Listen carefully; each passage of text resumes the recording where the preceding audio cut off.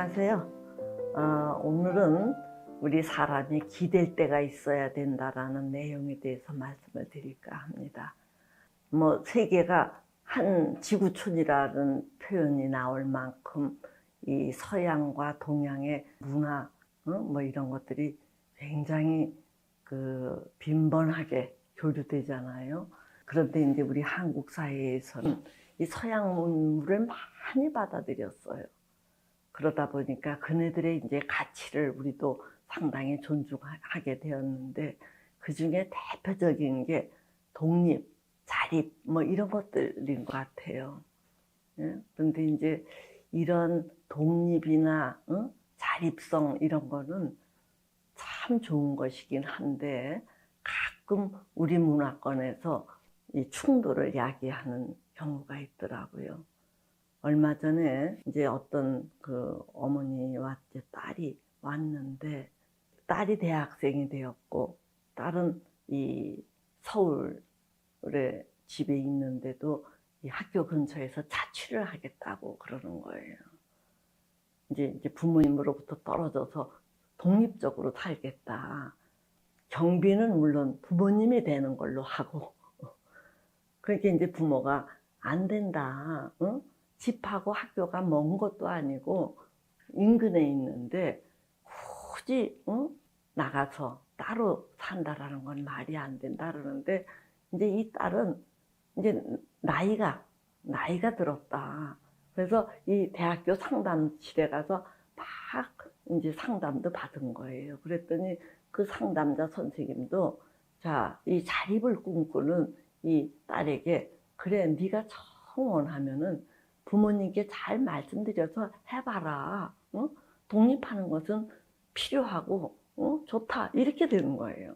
그러니까 이제 다른 그 상담자의 그 호응이랄까 지지를 얻어서 부모한테 가서 더 빡빡. 부모는 네가 아직 어리기 때문에 너를 거기 그렇게 독립시킬 경우에는 거기가 친구들 아지트가 된다든가 여러 가지 또 남자친구가 생기면은 거길 드나든다든가, 그래서 안 된다. 이제 이렇게 하면서 이제 충돌을 이루었는데, 제가 그걸 이렇게 보면서 제가 얘기한다고 될 것도 아니고, 그래서 그냥 둘이 서로 충분히 얘기하도록 이렇게 그냥 보기만 했어요. 보기만 하고, 그러다가 이제 막판에 제가 무슨 얘기를 했느냐 하면은 이 문화 차이라는 거에 대해서 말씀을 드렸지요. 그래서 이 엄마는 딸을 조금 더 이해하고 딸은 엄마를 조금 더 이해했으면 하는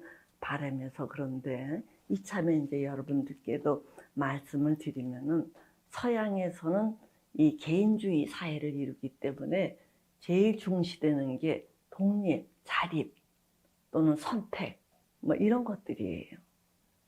거기에 반해서 우리 동양 문화권에서는 이제 농경 사회였고 이 혈연을 상당히 중시하는 문화권이기 때문인지, 이런 독립, 자립 이런 거보다는 오히려 공동체 의식 또는 도리, 의리, 역할 이런 것들이 독립이나 자립보다도 더 우선시되는 이 개념들이에요. 그래서 이런 차이가 있다. 이제 그렇게 얘기를 했는데도 이제 딸이 왜 이렇게 문화 차이가 벌어지는 거냐 저에게 다시 묻더라고요. 자기는 이런 것들도 뭔가 이렇게 조금 마땅치 않은 거다. 서양이든 동양이든 이해는 이제 요새 그런 구별이 뭐 필요하냐, 동일하다 이런 입장인 것 같더라고요. 그래서 제가 이제 즐겨서 인용하곤 하는 어떤 그 학자가 있는데, 프란시스 휴라는 사람은 이제 어떻게 이 문화를 나눴느냐 하면은, 서양 사회는 이 부부 중심의 사회다. 그리고 이 동양 사회는 부자 중심, 특히 이 동북부 아시아에는 이 가정 내에서 가장 중요한 양자 관계, 이 다이아드 릴레이션십을 아버지와 아들이라고 보는 거예요. 또 서양에서는 가족 내에서 가장 중요한 양자 관계를 남편과 아내 이렇게 봐요. 그래서 서양 사회에서는 부부가 가장 중요한 이제 이자 관계, 양자 관계이기 때문에 그 부부 사이에서의 문화는 이제 이 독점적이지요. 일부일처제 독점적이고 또 죽으면 끝나니까 단절성이 있어요. 독점성, 단절성. 그리고 이제 이 부부 사이라는 것은 이 애정을 중심으로 뭉친 그 관계이기 때문에 성욕성이 중시되어요. 그리고 부부는 아주 이제 대등한 차원에서 파트너십을 나누는 관계니까 평등성. 그래서 이 부부 중심의 사회는 가정 내에서 어떤 게 중시되느냐 하면은 독점성, 단절성, 성욕성, 그리고 평등성 이런 것들이 중시되다 보니까 이런 것들이 이제 확산되어서 그 사회의 문화를 이루는 거지요. 여기에 반해서 이 우리 동북부 아시아, 특히 이 한국 사회에서는 부자 중심의 사회이니까 이 부자 간에는 독점성이라는 게 없죠. 아버지가 아들을 여러 두면은 더 뭐랄까 풍요로우니까 이게 포괄성. 그리고 아버지와 아들은 이 대를 이어가면서 연결이 돼요. 그래서 연결성. 그리고 부자 지간이니까 애정 표현이 그렇게 막 드러나지 않잖아요. 그래서 비성역성. 그리고 아버지와 아들은 이게 학렬이 달라요. 그러니까 이 서열성, 즉 권위성이죠. 이런 식으로 이 가정 내의 분위기가 그렇다 보니까 이제 이런 것들이 확산이 되어서 이 우리 사회의 문화가 이제 다분히 이렇게 뭔가 좀 애정 표현 같은 것들을 막 덜하고 또 뭔가 이렇게 그 서열이 아직도 있고 이렇지. 아무리 현대 사회라도 우리 사회는 좀 그래요. 그러니까 그 따님에게 제가 자 이러니까 엄마는 자네가 조금 더 큰 다음에 나가기를 바란다. 그러니까 네가 지금 그 엄마의 그 어떤 가치나 생각을 납득하지 못하더라도 어른이 하는 얘기니까 예 하고 조금 숙여줬으면 좋겠다. 그렇게 얘기를 하니까 이 딸이 그냥 못마땅해서 삐죽삐죽 하더라고요.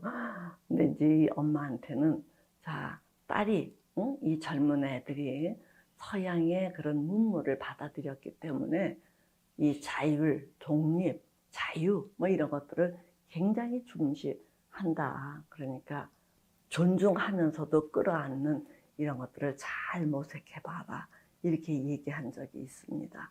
자, 그래서 우리 한국의 문화권 속에서는 이 어린 사람은 어른이 얘기했을 때 예 하고 잘 이해 못해도 조금 따라주는 몸짓을 해야 되는 거고 어른은 이 젊은이들에 대해서 이것도 이해를 못해? 왜 저렇게 지 고집대로 해? 이렇게 비난만 할 게 아니라 그래 아직 경험치가 부족하니까 그러려니 하고 좀 기다려주는 이런 이제 태도를 보여야 되죠. 어차피 우리 사회는 아직도 서열 문화가 굉장히 그 강조되고 있기 때문에 이렇게 부모와 자녀 간에 일치된 견해를 갖기가 아직은 어렵다는 얘기예요. 자, 이참에 이제 또 말씀을 드리면은 우리 사람들에게는 그 의존 욕구가 다 있는 것 같아요. 의존 욕구가 있는데 이제 어렸을 때는 부모를 의지해서 우리가 살지요. 그런데 부모가 충분한 의지처가 되지 못할 때에는 이제 조금씩 더 커서 자기가 스스로 스승이 될 만한 사람을 가까이 한다든가 이렇게 어른을 찾아봐요. 근데 그것도 안 될 경우에는 교회라도 다니면서 이게 종교에 뭔가 의지를 하려고 하거든요.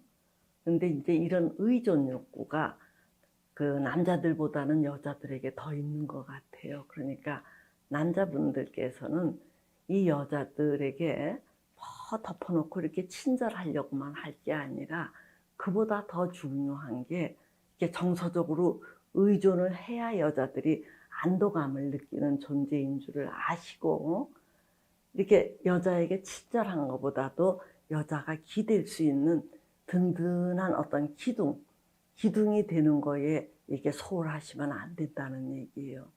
제가 이렇게 왜 이런 말씀을 드리느냐 하면은 남자가 집안에서 살림을 굉장히 해줬는데도 열심히 해줬는데도 부인이 흡족해 하지 않는다고 남자가 뿔이 나서 막 어느 순간 이제 터트리고 뭐 이런 적이 있더라고요. 그래서 싸우고서 저를 찾아온 적이 있는데 제가 그 남편을 보고 아이고 뭘 모르시네요. 응? 여자는 자기에게 친절한 것도 좋지만 그보다도 이 든든함을 느낄 수 있는 대상을 더 필요로 합니다. 그랬더니 남편이 제 그릇이 그게 안 되는데 어쩌란 말입니까? 그래요. 뭐 그릇이 안 되면은 아내가 조금 툴툴거리고 허전해하는 걸 감당하셔야지요. 그랬더니 남편이 시큰둥한 표정을 지은 적도 있습니다. 이건 이제 조금 또 다른 이야기인데 그 이제 저와 또 철주님이라는 분을 중심으로 저희들이 이렇게 어떤 커뮤니티가 있어요. 심연회라는 커뮤니티가 있는데 그 커뮤니티에 이제 그 어른이 뭐 철주님하고 저니까 이 우리 커뮤니티에 한 6, 70명 이제 회원이 되는데 이네들이 이렇게 우리 생일 때 굉장히 거창하게 이 파티를 열어주는 거예요. 근데 이제 저는 아유 내가 뭐라고 하면서 그런 파티를 열어주는 거에 대해서 굉장히 안절부절한다든가 또는 이렇게 좀 겸연쩍어 한다든가 아주 굉장히 쑥스러워하곤 했었어요. 근데 제가 이제 나이가 들어서 그런지 어느 순간 그 생각이 변하더라고요. 지난번에도 이제 그런 파티가 있었는데 사람들이 아주 흥겹게 이렇게 테이블마다 이제 식사를 하면서 이렇게 즐거워하고 그러는데 제가 이네들이 이 단체를 굉장히 좋아하고 여기에 그 이론이라는 거에 대해서 이 든든함을 느끼는구나 이런 생각을 이제 문득 하게 된 거예요. 이제 그 이유는 그네들이 이렇게 살면서 뭔가 정말 어려운 일이 있을 때 저한테 상의를 하든지 또 제 역량으로 그게 커버가 안 될 것 같으면은 제가 철주님께 여쭈어서라도 무슨 해결 방안을 찾아주고 또는 이네들이 다이렉트로 직접 철주님께 제가 이러이러한 어려움이 있는데 어떻게 하면 좋을까요? 그러면 이 양반이 아주 현실적인 분이니까 저는 이제 심리적인 것으로나 이렇게 애를 쓰는데 이 양반은 현실적으로 자 그럴 때는 이렇게 해라. 또 저럴 때는 여기를 두들겨서 여기에서 이런 도움을 받아갖고 해결을 해라. 뭐 이런 등등의 아주 눈밝은 자가 제시해주는 그 뭔가가 있더라고요. 그래서 그런지 이 회원들이 생신 파티 때 와서 즐거워하면서 뿌듯해 하더라고요. 그래서 제가 이네들이 이 자기 부모나 또는 뭐 딴 데서 이 든든함을 못 갖추는 거를 저는 아주 미약하고 이제 철중님에게 많은 도움을 얻고자 이렇게 든든함을 느끼는구나 이제 이런 생각을 하게 됐고 굳이 우리들이 아니더라도 자기네들끼리 이렇게 아주 이렇게 끈끈하게 서로 유대를 맺으면서 뭔가 아우 형님 뭐 동생 이렇게 하면서 이 서로 이 협조하는 거를 제가 보면서 그렇지 사람들이 이 종교에 의지하거나 또는 뭐 학문에 의지하고 이러는 것보다는 더 피부에 와닿는 그 누군가가 있으면은 거기에